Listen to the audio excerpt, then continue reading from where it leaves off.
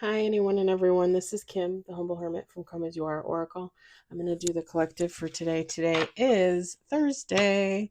It is March 19th, 2026. You may follow me on the Talk the Tube, my blog, or not. Totally up to you. Take what resonates, leave what doesn't. If it doesn't fit, don't make it fit. If some of it fits, God's kiss. We love that for you. Whatever doesn't, leave it on the table for someone else. We don't want you taking on energy that wasn't meant for you. We're going to use Roses, Dust, and Ashes, an oracle featuring cemetery symbols by Stacey Williams. You can find this at lepenetaire.com.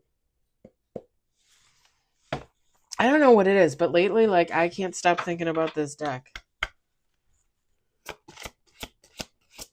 We got one on the table, and it's in the reverse. Two on the table.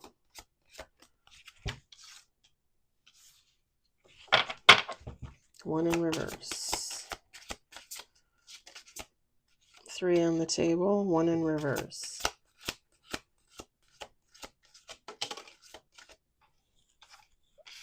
Four on the table, one in reverse.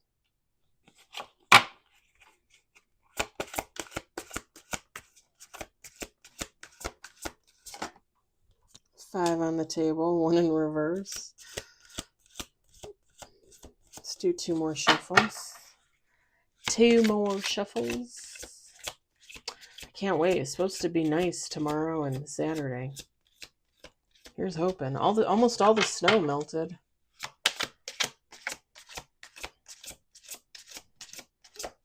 Last shuffle, last shuffle, last shuffle. Six with bottom of the deck. I'm going to set this on the box. It's so weird to be doing this here, back in the studio, back in my office, and not out in the kitchen. It was so nice to have like a little break. Now I'm sitting here and I'm like, not that I don't love my space in here, I do. It's nice to have a change of scenery. All right, so we got six on the table. We've got Curiosity in reverse. We've got Influence, Victory, the Portal, Stillness, and bottom of the deck, Eternal Love. Feminine, masculine, take how it resonates. Doesn't matter.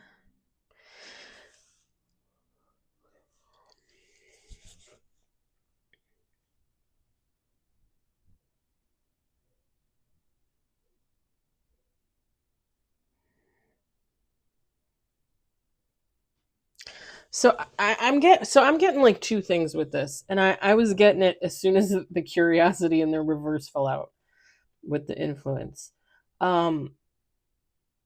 You might feel as though someone no longer has influence on your life, and somebody else is realizing they no longer have influence over your life.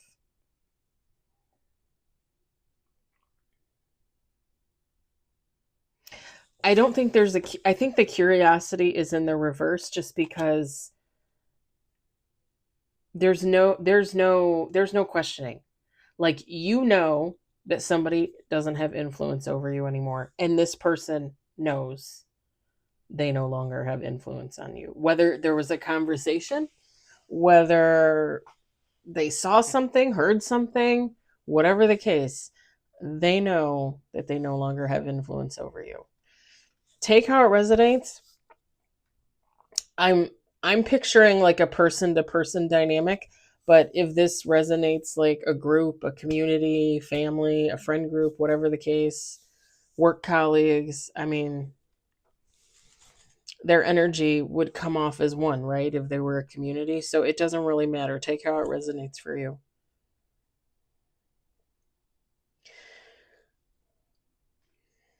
For you, this is a good thing, right? Like, this is somebody that you probably did not want to have influence over you. It created options for you, right? It got you moving.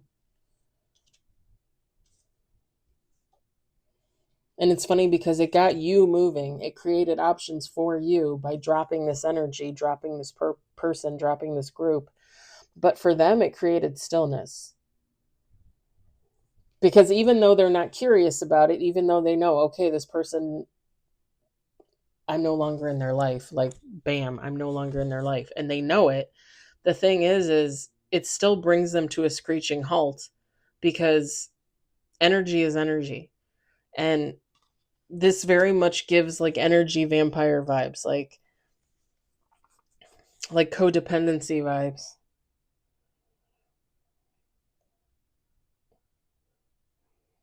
You know, that friend or that family member that just had too much say in your life, and you wake up one day and you're like, okay, Tina, back up.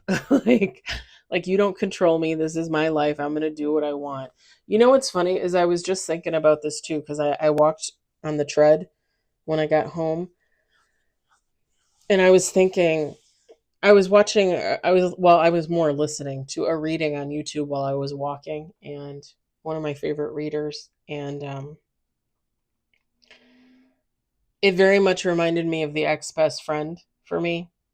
And I literally, I'm walking on the treadmill and I'm like, she's still in my energy. And then she's, you know, no, she's not. I mean, no, she's not. But my story, your story, our story, every every story about an ex best friend is pretty similar, right? I mean, maybe mine is more abusive, maybe yours is more abusive. It doesn't really matter. Like, I'm not the only one out there with that type of energy, you know? But it was funny because I was thinking about the ex best friend, and I was listening to what he was saying in the reading. I still got to finish it because it was almost an hour long, I think. Um, and I just kept thinking, like, because he said in the reading, like, oh, they think they're better than you. They think that they're um, like smarter than you, more talented than you, like everything, right? And I just was walking on the treadmill, and I just kept thinking, like, where do people get off thinking like they're better than anybody else?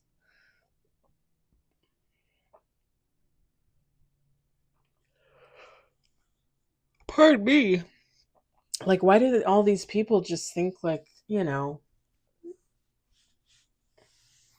I mean, especially someone that is supposed to be a family member, a friend, somebody that's supposed to be loyal to you, and they just secretly hate you and think that you're horrible and think that you're a loser, but they would never tell you that. Like, I don't know. People are, it's just, it's crazy to me. It's crazy to me that people think these things and believe them to be true, because and it's funny because I always go, I've told you guys this before. I've told you guys this before. If you follow, if you subscribe, I always go back to the fact that I've bought 3 homes. I've bought 3 or 4 cars.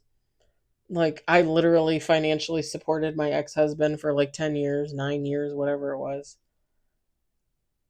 Like, and people like the ex-best friend specifically have the nerve to look at me and think that I'm beneath them, think that I don't have what it takes, think that I am a loser, think that I can't take care of myself, blah blah blah blah blah. Like, I always go back to that example. I bought 3 homes, I bought 3 or 4 cars. I always go back to that example. Because, and I guess in my mind, those are big ticket items, right? Those are expensive items. Those are things that I bought with my credit, because I have stellar credit. I have perfect credit. I always have. And it just like boggles my mind that people look at me and think I'm a loser. Like, and I guess that's just because I don't really look at people and think that. I mean, if I meet you and I talk to you and you turn out to be a turd, like you have no personality, or you're just nasty or low vibrational, then yeah, okay, maybe I'd be like loser. But at the same time, like, you're also talking about somebody that's unhealed, right? Somebody that's not healing. So, like, I'm not necessarily gonna really believe any of that to be true, especially when it could technically be about somebody that I just don't have anything to do with. You know what I mean? So yeah, you have that initial thought like loser, but then you go about your day and you live your life, and they go about their day and they live their life, and maybe you interact with them, maybe they're a work colleague, maybe they're a family, whatever, it doesn't matter. You realize like, okay, I made a snap judgment, and whether it's true or not, it's not for me to say. Like it's for them to live their life the way that they want to live it. Just like people looking at me and thinking that I'm a loser, thinking that I can't take care of myself. And I always think about that when I think about the ex-best friend. Like how how did she even have it in her head that A, she was better than me, and B, like I couldn't take care of myself? Because I always go back to this too.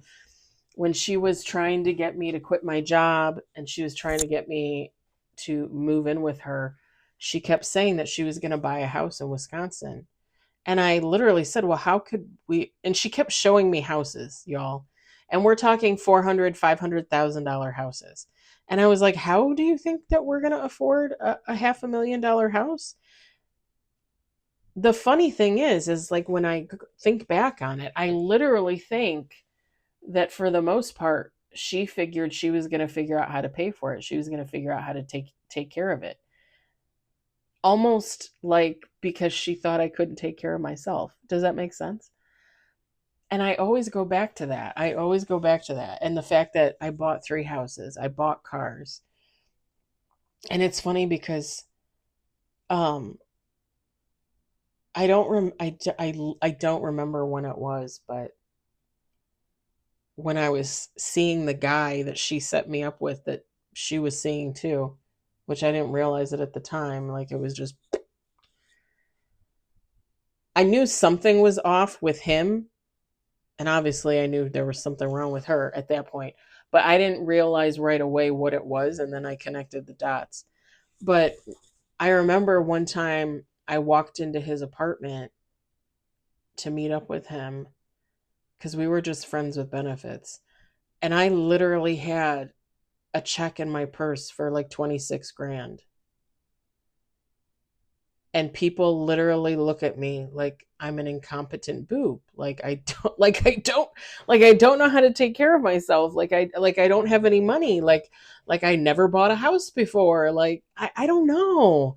I really don't know. Like people, even my aunt, my dad's sister, even my dad and my brother sometimes look at me like I think their opinion has changed, the three of them, a lot. But at the same time, I think old thoughts always come back, right? Like old ideas always come back. And they probably look at me and they probably think, yeah, she's a liar. Like she's not doing, like I don't know. I don't know. I don't know if it's because it's like the ditzy blonde kind of thing. Cause I mean, I tell you guys all the time, like I have blonde moments. I don't know. I have people at work that think that I'm stupid. My bosses think that I'm an idiot. Like I literally will make a comment about the way things run in our department, and my boss will be like, well, this, that, and the other. And I look at her and I'm like, hey, do you realize I was in management for like 20 years? And then they just look at me like, it's like, I can tell you're running things wrong here. Like I would never, ever run my department. If that was my department, I would never run it the way that they run it. And I know that she doesn't necessarily have the final say because she has bosses above her. But like I was in management enough to know like when things are not being done right, when things are being done poorly. Like I'm not an idiot. Yeah, people look at me all the time like that. I'm not going to lie, this kind of gives like that kind of energy, like somebody's surprised. And I'm not going to say that specific, but like somebody's surprised that somebody walked away from them, somebody didn't need them. And again, I just personally, I don't know why people are ever surprised about that. Like, you should be independent. Am I saying you have to be hyper independent? No. But You should be independent. You should sure as hell not be codependent. And I think this person is sitting still because it kind of has thrown them for a loop. Like they don't, like, really, like, this person doesn't need me. Like, how does this person not need me?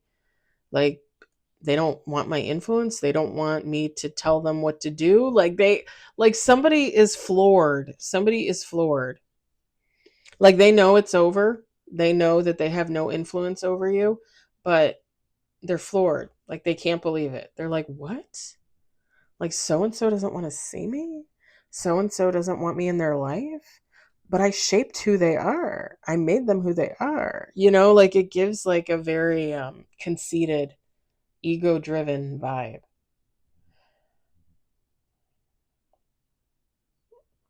And I hate people that think that they control everything. I hate well, I shouldn't say I hate people, but I I get really annoyed with people that think that they control everything and everyone. I get annoyed with people that think that they know everything. Honey, you don't know everything.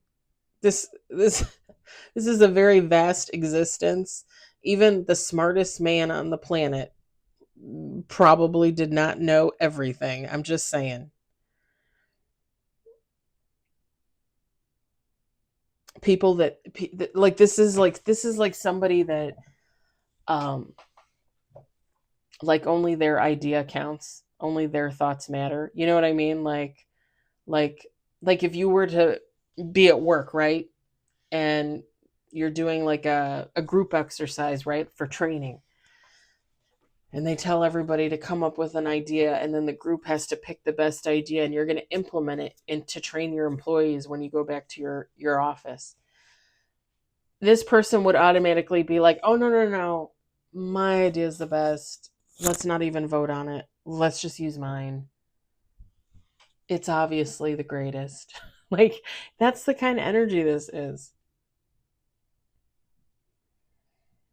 And I think with this eternal love card, I think you still love this person. Okay. And I think this person still loves you.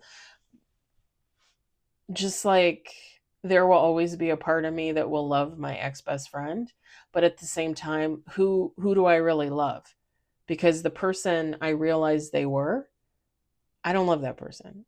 I love the person from the past, the person from 10, 15 years ago. And was that really them at that point? Or was that part of the facade and I just didn't realize it, right? So, like I said, a part of me still loves her, but the healing part of me knows that, and I've told you guys this before, I will never go back to being friends with her. I will never go back to, if she were to reach out with communication, I would probably respond, but once and that's it, like a one and done, because I don't feel the need to keep in contact with her.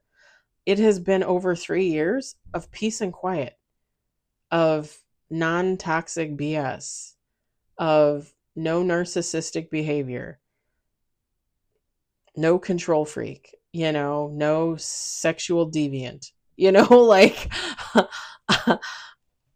I think I'm good. I think I'm better off now than I ever was when we were friends. But again, there will always be that love for like when we were kids and, when those moments when she did seem like a human, like when she did seem sweet and good natured. And I guess if those weren't real, then they weren't real. But I'm still going to choose to remember those moments, you know? Not that I forget the bad moments, but I will always have a love for her in the past. Definitely. But it will stay in the past, if that makes sense. And I think whoever this is, same thing. They may be controlling, they could be narcissistic, they could be an a-hole, right? But that doesn't mean that deep down inside they still don't love you. And yeah, that could sound sick, that could sound demented, twisted, whatever you want to call it, but it is true. It is true. Somebody could be mentally ill but still love someone, right? Someone can be narcissistic and love someone. And would their love be possibly based on different things? Possibly, right? And I don't know, like, I don't know the ex best friend now. I have no idea what she's doing or what she's got going on. I don't even know if she's still alive. But it's not for me to say how she looks back on the friendship, right? Same thing here. It's not really for anybody to say, like, oh, you never loved me. People change. People heal, people don't heal. People become even more karmic, even more toxic, even more narcissistic, even more misogynistic. So that's not to say that in the past there wasn't some love there for you, you know? But as they became more and more engrossed in themselves, it probably fades away.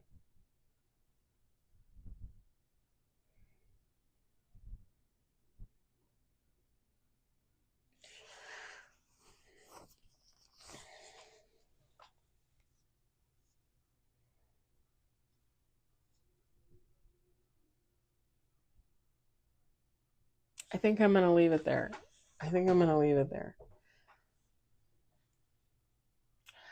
I hope it resonates for somebody. I hope you enjoyed it. I hope, if anything, you were entertained. I hope you all had a lovely Thursday. I hope you have a fabulous Friday. It is almost the weekend, and I am so excited. And you know what's sad about that is I was off Sunday, Monday, and Wednesday, and I'm already like, yay, it's Friday. And what's even more sad about that is next week I have to go back to working 4 days a week. And you're probably thinking 4 days, that's like nothing. Yeah, exactly. It should tell you how much I really don't like going to work usually. The fact that I don't even want to work 3 or 4 days a week. All right. I hope everybody has a good evening. I'll talk to you later. Bye.